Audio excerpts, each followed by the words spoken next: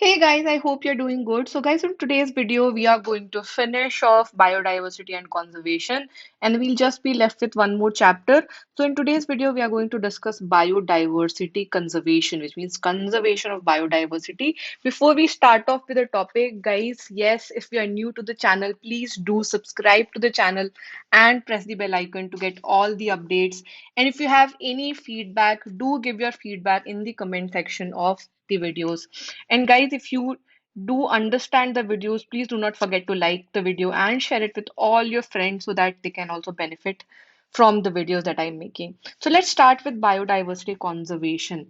Now, in the previous videos, guys, we basically discussed that, how important it is to make a balance out of the biodiversity, how important it is to conserve all the different type of species that we have. It is so much of a diverse thing when we talk about the living and organisms, and we should understand that we have to, right, we have to conserve this diversity. So basically, the first question that we should have in our mind is, why should we exactly conserve biodiversity? There may be many reasons to this, right? But there are some very obvious reasons, and the first one is the ulit we call it utilitarian, yeah, right, reasons.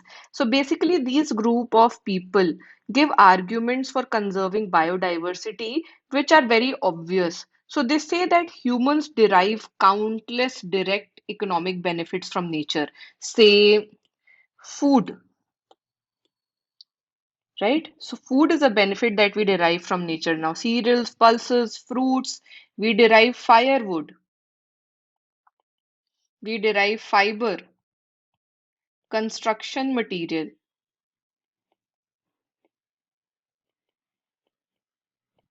all kind of industrial products,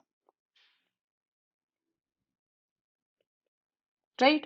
And then we have also medicines or different kind of pharmaceutical products that we derive from all of the diverse environment that we have around us. Now, if we talk about even these medicines, there are more than 25% of the drugs which are sold in the market worldwide, and these are derived from plants. And then we have around 25,000 species of plants which contribute to traditional medicines as well by the native population. Now, guys, nobody knows how many more medicinally useful plants there are in the tropical rainforests waiting to be explored. So, basically, with increasing resources put into bioprospecting, which is basically exploring the molecular, the genetic, the species level diversity for products of economic importance. And because of this, right, we should respect the biodiversity and we should reap benefits, but up to an extent, right? And we cannot afford to have these resources extinct. We cannot do that. Humans' existence will cease, basically. Then comes the broadly utilitarian, right? So, what they say, so basically, they say that biodiversity plays a major role in ecosystem services, right? So we studied about this topic a bit in the previous video as well. So they say that the biodiversity plays a major role in many ecosystem services that the nature provides. And the fast dwindling Amazon forest is basically estimated. So if we talk about the Amazon forest, it alone is estimated to produce, through photosynthesis, and I'm talking about Amazon forest, guys. It is estimated that the Amazon forest produces 20% of the total oxygen, right? Of the total oxygen. And what we are doing is we are basically putting an end to this forest, right? So we are cutting it by for our own economical purpose, and we are not realizing that what we are losing out on.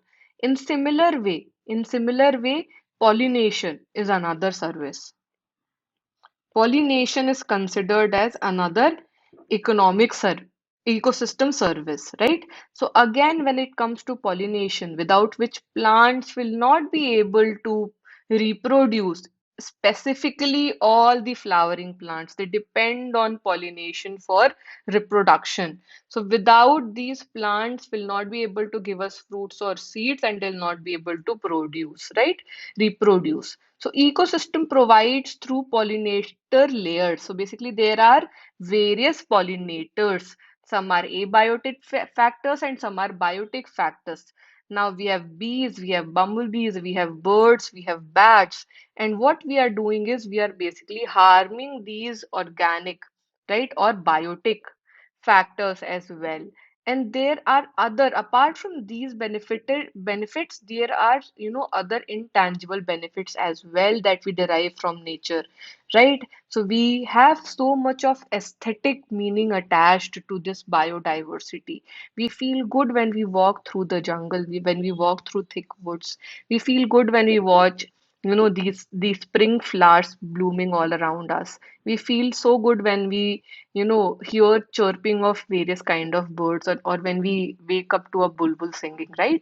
So all of these are aesthetic pleasures that we take out of the biodiversity.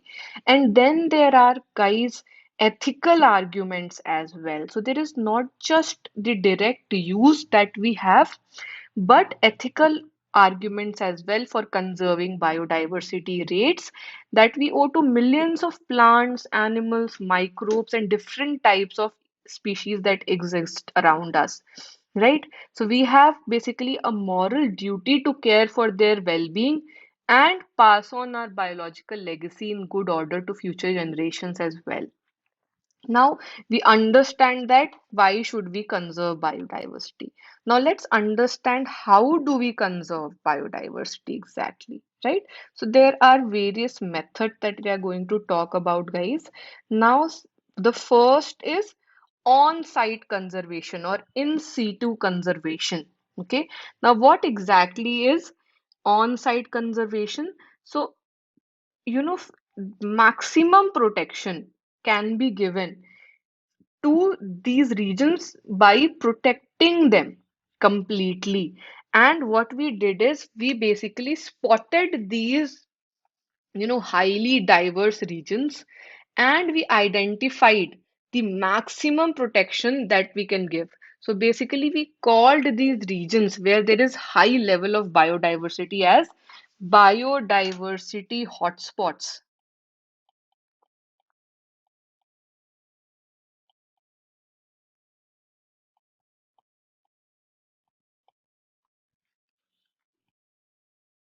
right? And there is a high degree of endemism. So basically, the species confined to that region are not they are basically not found in anywhere else. So if we talk about these hotspots, we find that the species which are present here are not found anywhere else. So basically, they are exclusive to this environment, right? And initially, we identified 25 biodiversity hotspots, right? And subsequently, nine more were added to this list. Now, three of this is in India as well, right? So, where are these three? So, there's one towards the Western Ghat, right? So, Western Ghat and Sri Lanka.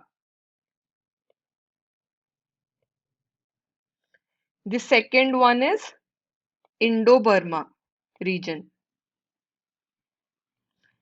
And third one is Himalayan region.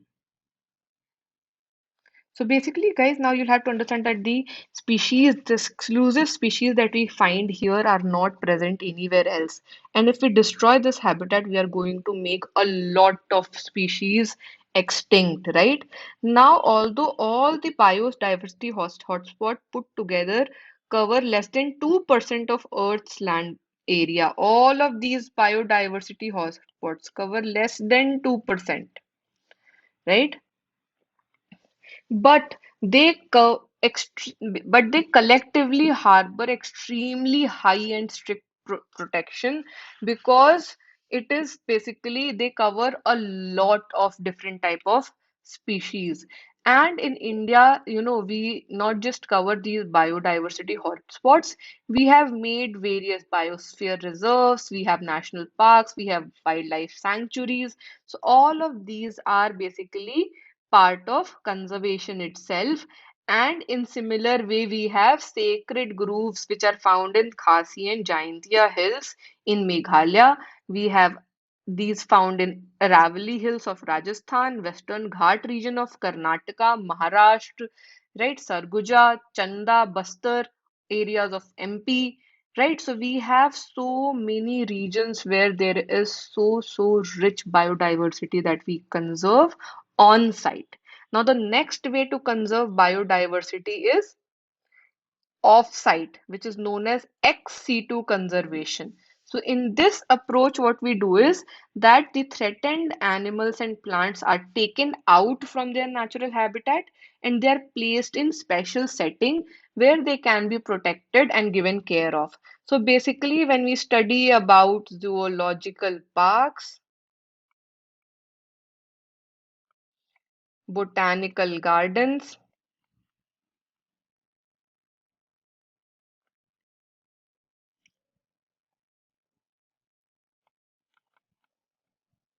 wildlife sanctuaries, right? All of these parks and gardens serve the purpose of off-site or ex situ conservation, right? So basically, we make it so advanced that all of these threatened species can be kept here without any problem, right? Now, basically, guys, we should understand that biodiversity has no political boundaries and its conservation is a collective responsibility of everyone. And that is why there was a convention on biodiversity, which is known as the Earth Summit, which was held in Rio de Janeiro in 1992, where all nations were called upon to take appropriate measure for conservation of biodiversity and sustainable utilization of its benefit. And in follow-up of this, there was another summit in 2002 in Johannesburg, where 190 countries, guys, 190 countries pledged their commitment to achieve it by 2010. And this is a responsibility that each one of us should hold, and we should try our best to limit the resources that we are using and to not exploit the diverse environment that we have around us. So, guys, with this, we are done with this chapter. We have finished the chapter of biodiversity and conservation. It's just one more chapter left, which is the environmental issues, right? So we'll start environmental issues from the next video. I hope you did understood the topic of biodiversity and how important it is. So please do like the video and share it with all your friends, guys. And yes, if you have any doubt, please do not hesitate in asking your doubts. You can just drop in a message in the comment of the video, or you can also message me on WhatsApp and ask your doubts. And yes, if you're new to the channel, please do subscribe to the channel and press the bell icon to get all the updates. Thanks for watching this video, guys. See you in the next one. Take care. Bye bye.